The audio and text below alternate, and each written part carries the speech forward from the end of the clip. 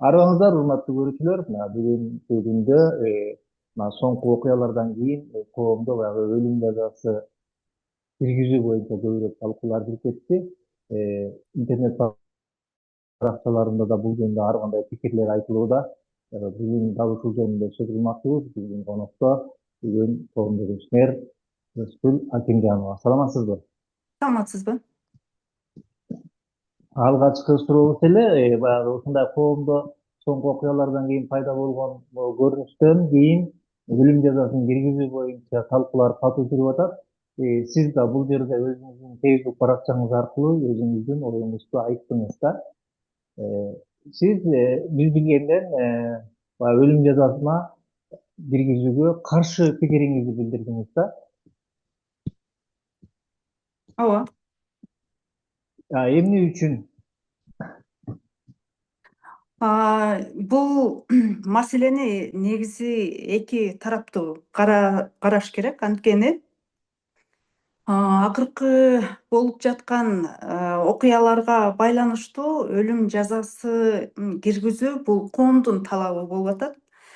Ал ошо коомдун үнүн президент Садыр Нуркожоевич угуп, өзүнүн адвокатурасына тапшырма берди бул боюнча.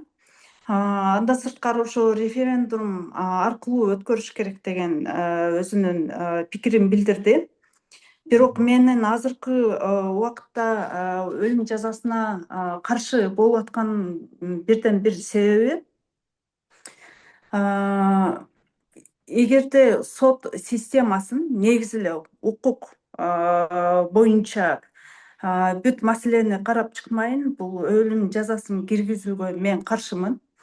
Кеп өлүм жазасын киргизүүдө эмес, ошол өлүм жазасын аткаруучу органдардын реформа болбой туруп, алардын кандай иштегенин билип туруп, анан эртеңки күнү ушу өлүм жазасын киргизген менен ушул мыйзамдарды колдонуп башка бирөөлөр, күнөөлүү эмес адамдар өлүм жазасына тартылып кетпесин деген пикирди алып жүрүп атам да. Негизи өлүм жазасы киргизүү боюнча жана анын укуктук талаадагы туура жана туура эмес деген маселеге келе турган болсок, коомдун талабы бул эмоцияга негизделген. Буга чейин бир нече болуп көрбөгөндөй ушу зордук зомбулук, адам өлтүрүү, кыздарга, балдарга болгон ушундай жаман мамиледен улам баягы элдин кандай десем ушунчалык мурдатан деле болуп жүргөн окуялардын мындай финальный бүтүшү дагы элдин мындай кополуна толбогон үчүн акыры ушул өлүм жазасы гана ушул зордук зомбулукту токтотот деген бир пикирине келип калды да. Бирок ошол эле убакта укуктук талааны, эмоцияны өзүнчө карап, укуктук талааны өзүнчө карай турган болсок, бул экөөнү бири бирине мындай аралаштырбай турган маселе болуп калып атат да. Албетте, азыркы болуп аткан зордук зомбулук, ушундай бир туура эмес окуяларды алганда, бул өлүм жазасын киргизүү дагы бир мындай ошол проблемадан чыгуу жолдору десек болот. Бирок ошого чейин деле жеткирбей эле, эгерде мурда соттор туура иштесе, тергөөчүлөр туура тергелсе, ошол укук коргоо органдарынын ичиндеги жанагы жоголгон адамдарды баягы арыз бергенде 3 күн күтпөстөн сразу эле баягы заявлениясын сразу алып, ошону дароо эле ошо издөө иштерин аткара баштаганда, бул проблема өзү негизи келип чыкмак эмес. Бул биринчиден. Экинчиден, коомдогу ушул зордук зомбулук эмне кайсы жактан келип чыгып атат деген проблеманын аркы өзөгүн дагы карабай туруп эле, биз жыйынтыгына көп басым кылып атабыз да, эгерде ушул зордук зомбулук болбош үчүн эмне кылыш керек деп, ошол жакты анализдеп, ошол проблеманы алдын ала чече турган болсок дагы бул өлүм жазасын киргизүү мүмкүн зарылчылыгы деле болбой калат. Эгерде сот Профилактикалык иштер жүргүзүлсө деген ойду айтып атасыз да. Кандай кылып экен суроо андан сырткары сот органдарынын тергөө иштеринин издөө иштери, иши кылып прокуратура ушунун баардыгы туура иштегенде негизи эле бул адилетсиздик дагы келип чыкмак эмес деп дагы ойлойм. Ошол профилактикалык анан сот системасындагы системаны биринчи реформа кылып, сот системасы туура иштеп, тергөө иштери туура жүрүп, ошол мисалы биз өлүм жазасына киргизгенде башка күнөөсүз кишилер ошол өлүм жазасына тартылып кетпегидей сот системасына ишенгенде гана киргизишибиз керек. Бул биринчиден. Экинчиден, бул укуктук талаага келе турган болсок, биз Кыргызстан каалайбызбы, каалабайбызбы, бул дүйнө жүзүндө жашаган мамлекеттердин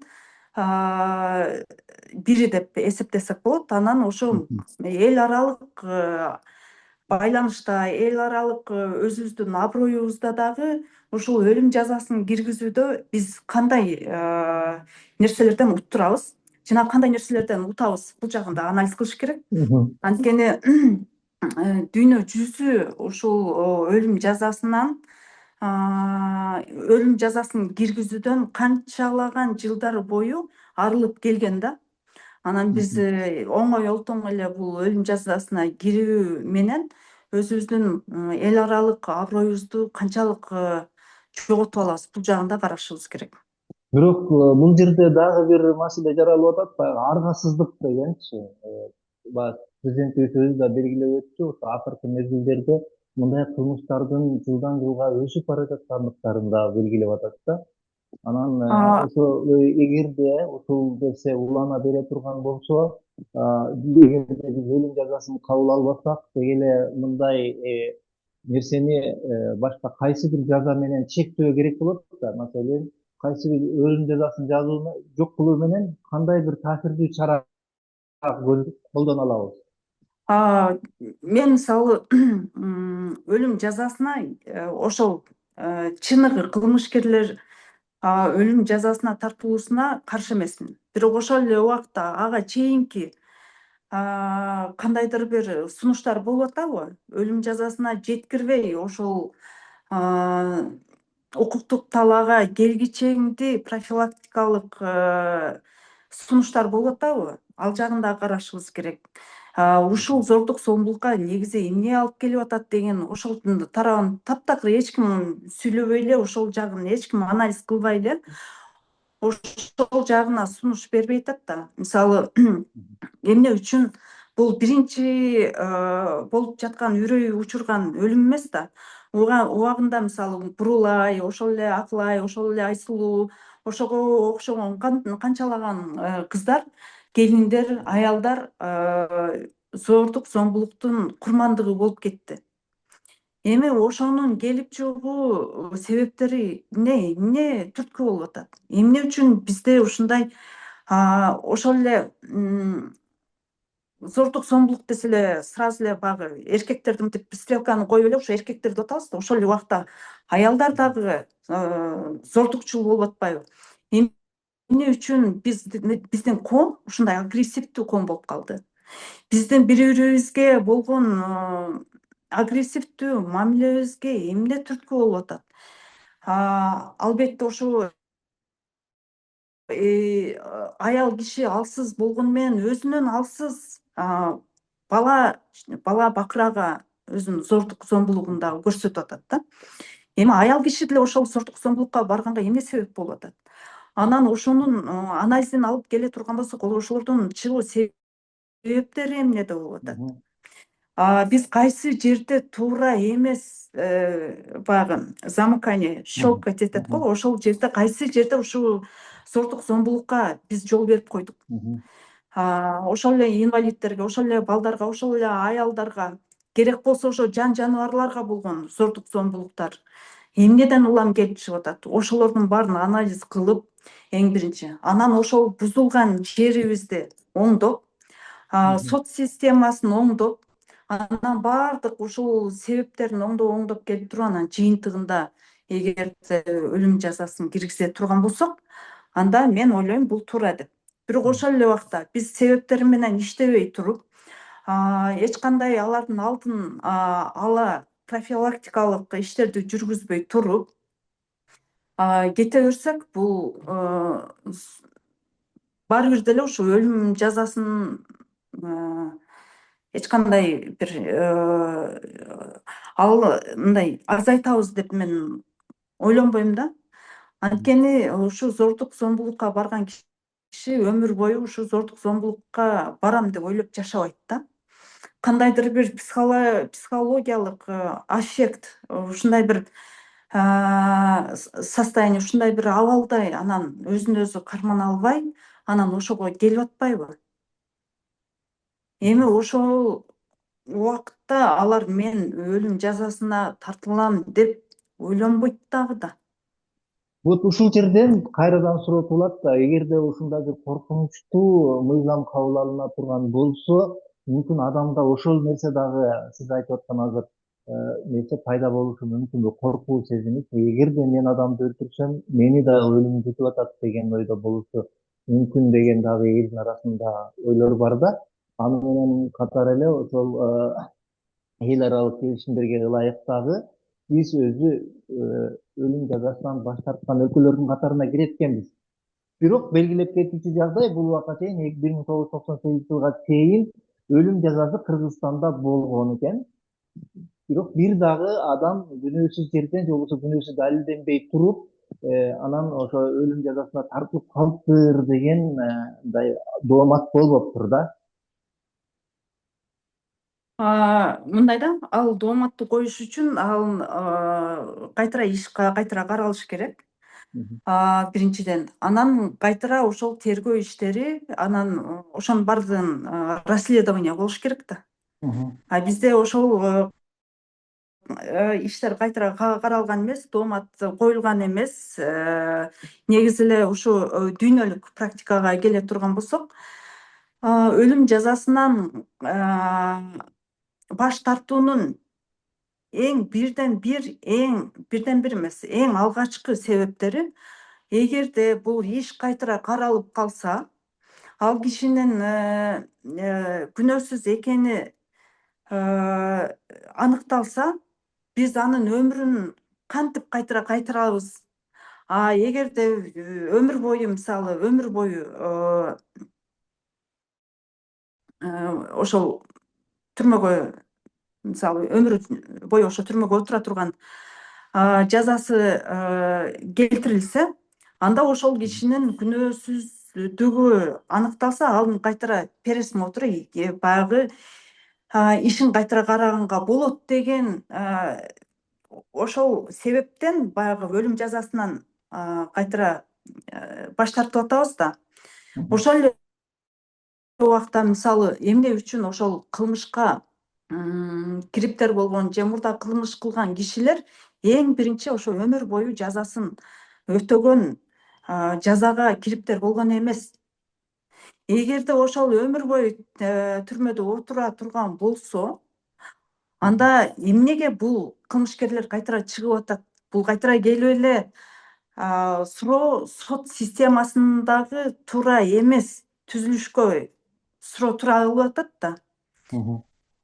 Ушул жагын оңдош керек деп ойлойм да. Анан ошол 98 жылга чейинки биздин ошол өлүм жазасындагы жаза алгандар же андан кийинки, мисалы, ошондо деле канчалык бизде кылмыштуулуктун статистикасы, мисалы, өлүм жазасы биздин кылмышкерлерди коркуткан. Ал статистика, мисалы, бизде жок.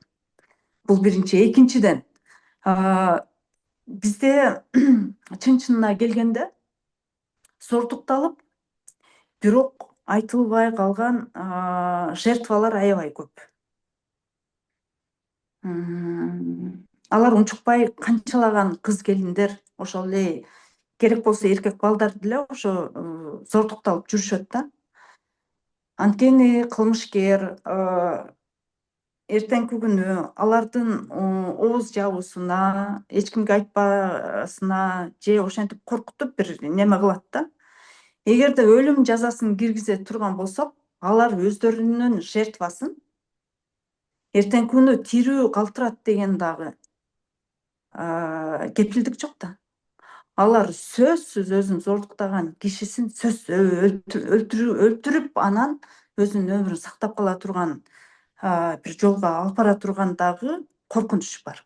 Бул жакта ойлонуш керек. Дүйнө жүзүндө ушул өлүм жазасынан баш тартып, бирок натыйжалуу жетишкендиктерге жеткен өлкөлөр барбы дегеле?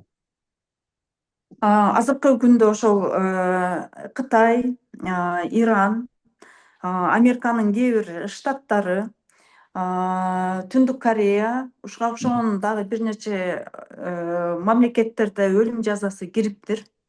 Бар. Өлүм жазасы эмдигиче иштейт. Бир нече ошол эле Кытайда мисалы керек болсо ошо коррупционерлер ошо өлүм жазасына тартылат. Бирок ошол эле убакытта ошол эле Иранда керек болсо Иранда ошол өлүм жазасы коомдун көз алдында ошол публично элдин көзүнүн алдында ошол ишке аткарылат да. Ошол киши ошол өлүм жазасын болуп атканын көрүп турган коом дагы мисалы эмдигиче кылмышкерлерден арыла элек. Кытайда утуру ошо коррупционерлер, ошол эле киши өлтүргөндөр мисалы азайган жок. Иранда деле канчалаган ошол өлүм жазасын аянтка алып чыгып элдин көзүнчө ошо аткарышат экен. Ушул кезге чейин статистика мисалы түшпөптүр. Бул эмнени билдирет? Эгерде ошол өлүм жазасын киргизсе деле, бирок кылмыштуулук эч качан азайбай турганын дагы бир далили да. Биз дүйнө жүзүндө негизи адамзат адам болуп жашайт да. Анан адамзат жашаган жерде сөзсүз жаман адамдар болот, жакшы адамдар болот, зордукчул адамдар болот, алардын жертвалары болот.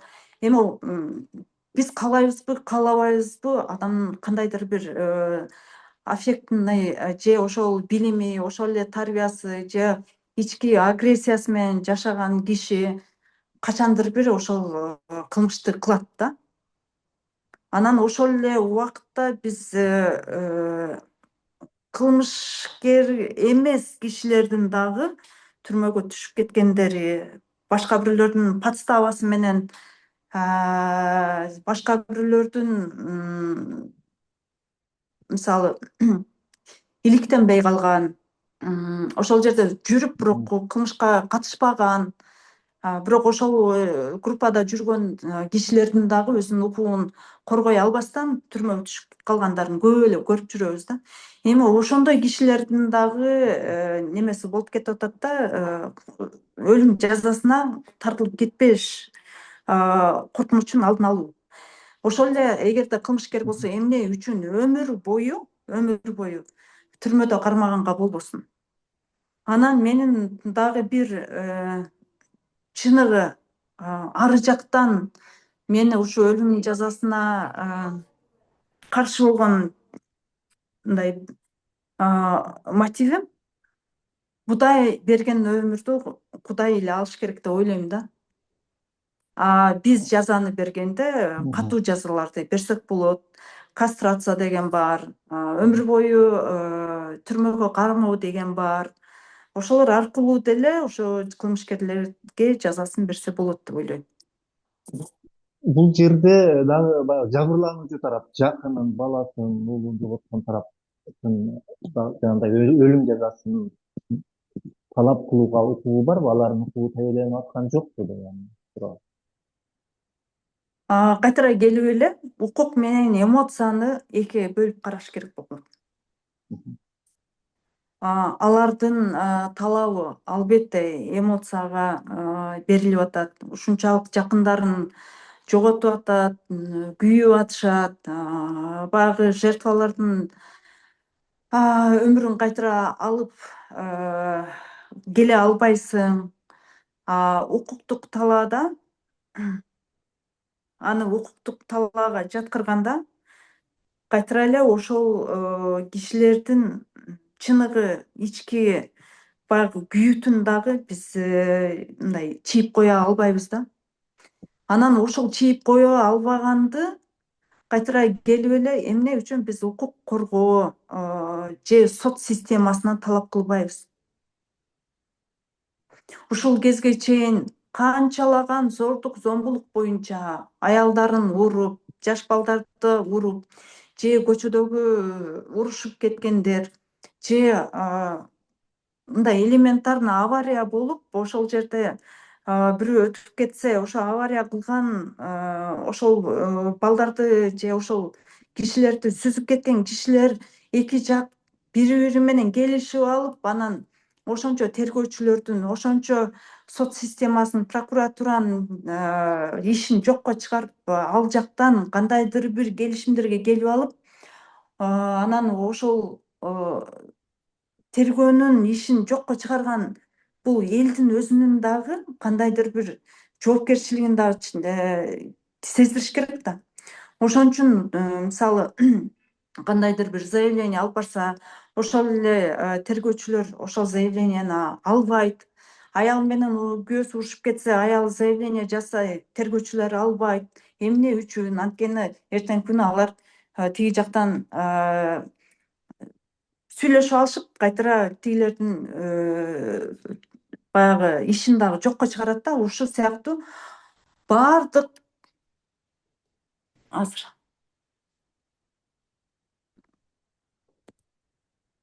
алло.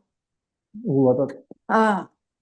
Ушул сыяктуу коомдун өзүнүн жоопкерчилигине келгенде дагы ушул жакты дагы караса болот да.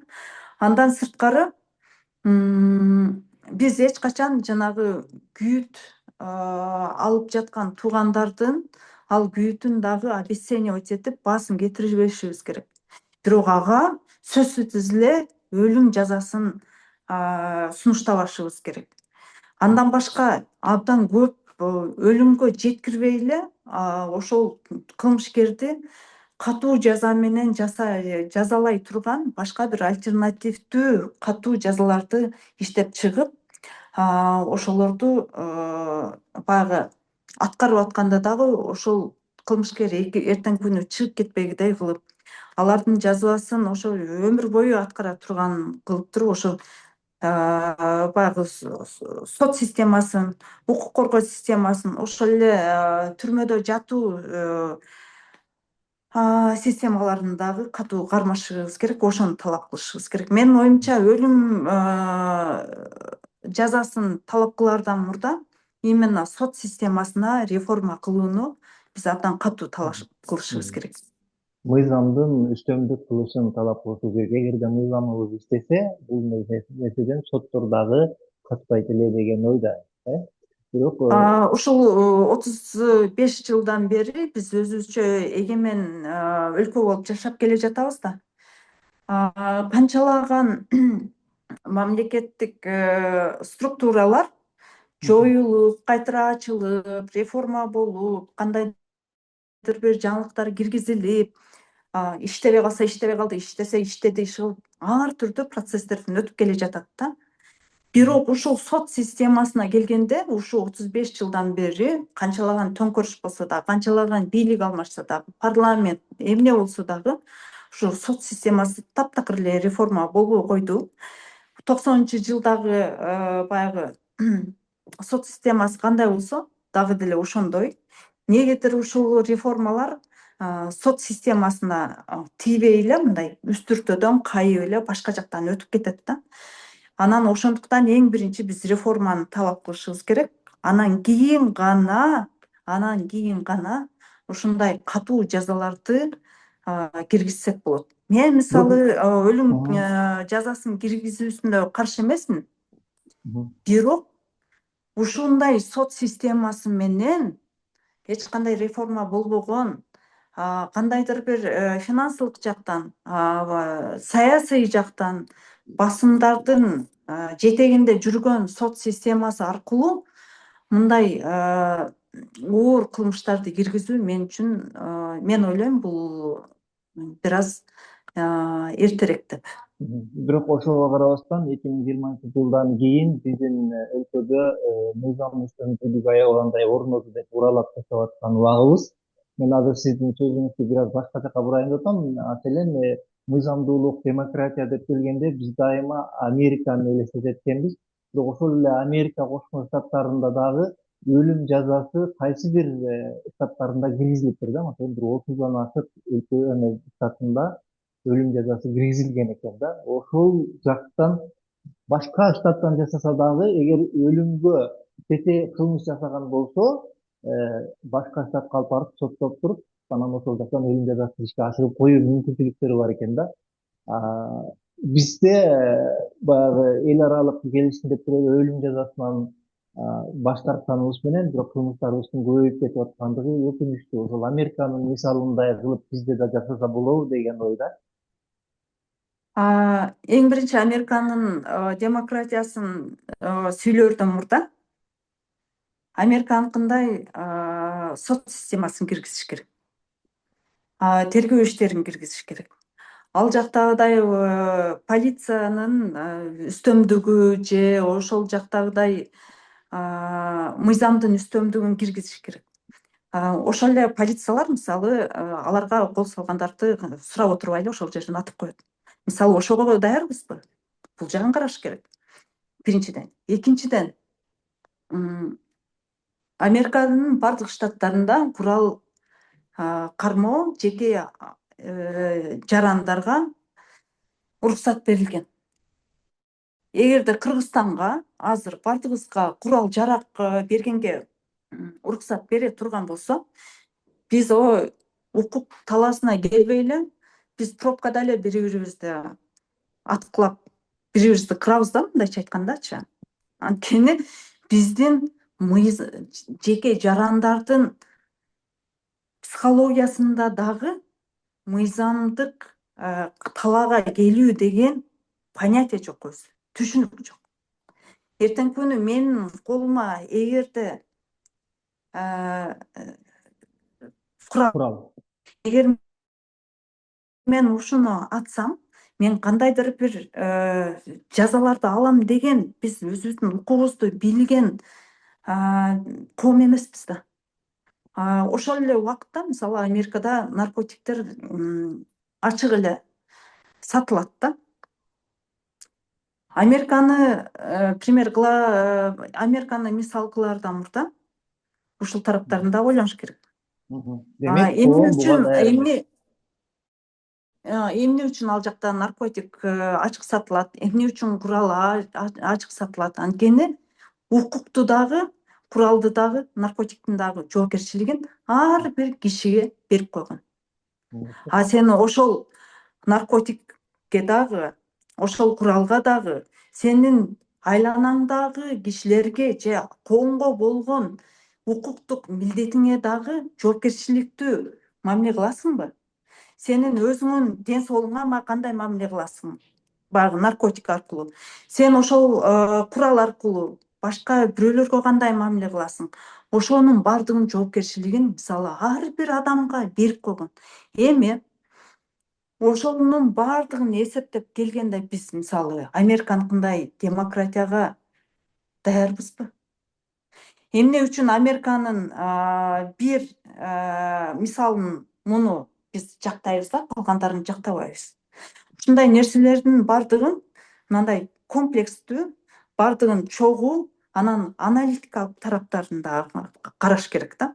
Ошондой болуп келгенде Американын демократиясы бизге чакпы көрсө, анда бизде Американын демократиясы бизге чак эмес экенин көрүп атабыз.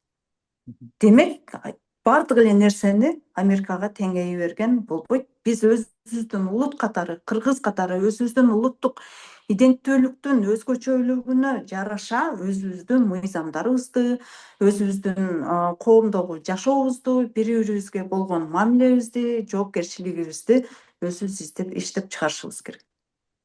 Çok rahmat Ruslan. Senin keyif kan yok. Men bitirdem burada sizge dağı bir ruhsat vereyim otam. Dağı men mümkün sizge sura berbey kaldım. Bu sizin seni men söz görüşlerge aytıp koyatelerin degen oyunuz bolsa bir minut içinde aytıp koyacağım. Ölüm жазасы бул чечим эмес. Ölüm жазасына тете жазалар бар. Эң биринчи сот системасын реформа кылбай туруп, тергөө иштерине катуу көзөмөл келтирбей туруп, ошол эле убакта коомдогу ар бир адамдын укуктук жоопкерчилигин бекемдебей туруп, жөн эле өлүм жазасын киргизе берүү бул менин оюмча бир аз шашкан кадам. Эң биринчи ошол кайсы жерде бузулган нерселерибиз болсо ошолорду оңдоп келип туруп анан өлүм жазасын киргизсе, мен муну колдойм. Çok rahmat. Negizi bu meseleni kabul algandan burada tereň kaldap, kenen karap turup, anam kabul alışыбыз керек деген жөнүндө bildirdiniz. Çok rahmat sizin açık, kenen ayak turup bergenliğiniz için. Hurmatly görüşler, biz menen bugün sot sistemasında buruluş gerek, sözsüz türde reforma jasalgandan keyin gana ölüm жазасын kirgiziş gerek деген pikiri menen bizde Rüştү Акынжанова болду. Sizge tereň ыраазычылык билдиребиz. Рахмат. Саламатта туруңуздар. Эгерде кандайдыр бир пикирлериңиздер, сунуштарыңыздар болсо, комментарийге калтырыңыздар. Саламатта болуңуздар.